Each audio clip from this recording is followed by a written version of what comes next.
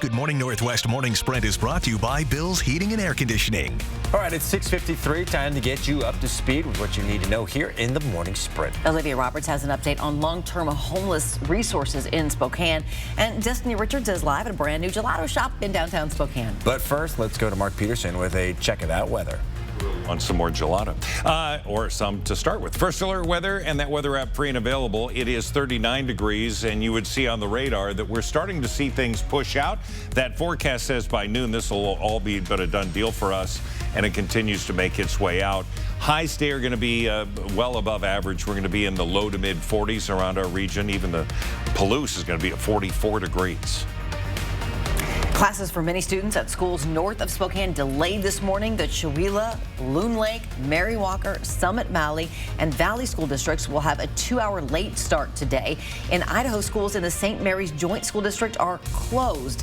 This list will be updated with any additional school delays or closures. You can find it under the weather tab on KXLY.com. All right, breaking news from the Bureau of Labor Statistics this morning. Its latest consumer report shows consumer prices have jumped to a record-breaking high in the last year.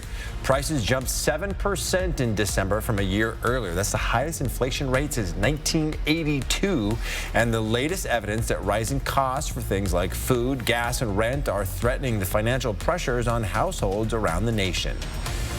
A man who tried to burn down his ex-wife's house after crashing through her garage was arrested last night on several charges.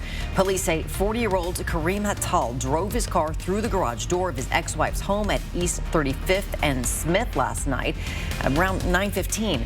They say he forced his way into the house and assaulted her. A witness said he poured gasoline around the garage. Within minutes of the initial call, officers found Hattal in the garage and forcibly stopped him from re-entering the house. He's charged with a variety of charges, including burglary, assault, and attempted arson, all related to domestic violence. A man from Cheney will be sentenced today for murdering his wife. Last month, the jury found David Pettis guilty of serving his wife a lethal amount of drugs crushed up in her ice cream. The toxicology report showed the victim had multiple drugs in her system. New this morning, we are just hours away from learning what the city has planned for a permanent homeless shelter in Spokane. The temporary warming shelter at the convention center closed Sunday, and now city leaders are working to come up with a long-term replacement. The warming center was open for 14 days while the Northwest experienced some of its coldest temperatures. Over those 2 weeks, nearly 9,000 meals were served and more than 3 dozen people were connected to resources to find more stable housing. Mayor Nadine Woodward plans to give an update today on the operation of the temporary shelter. She plans to talk about its opening, lessons learned from its activation, and what's happening next.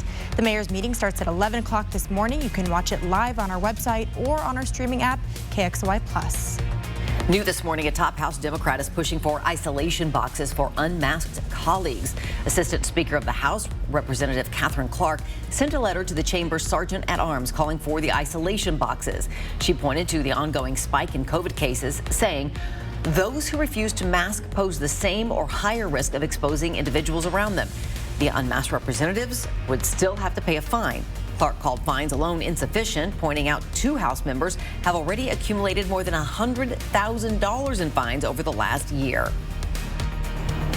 We've been live this morning at Trepelini Gelato Napolitano in downtown Spokane. It's in the steam plant building, just opened this past weekend, and you can enjoy authentic Italian gelato here. Some of it even comes in spaghetti form. This one's more like soup now, but they are open Tuesday through Sunday, and they're going to be starting deliveries for folks in downtown Spokane starting tomorrow, and then Tuesday through Thursday every week. It's even open to healthcare workers. Go to our website, KXLY.com, for more. Destiny, thank you. Just into the newsroom, we're learning the White House plans to send 5 million rapid tests and 5 million lab-based PCR tests to K-12 schools each month, with the first shipments being delivered later this month. This is on top of the more than $10 billion devoted to school-based tests authorized in President Biden's COVID relief package. The additional rapid tests are intended to help support screening, testing, and test-to-stay programs in schools around the nation. Beginning today, Gonzaga Prep is temporarily shifting all classes back online. School administrators say this decision was prompted by an increasing number of COVID cases, which also leads to more students and faculty needing to quarantine following exposures. The school had 47 student COVID cases in the last week. Prep is planning on returning to in-person on January 24th. Back with weather after this.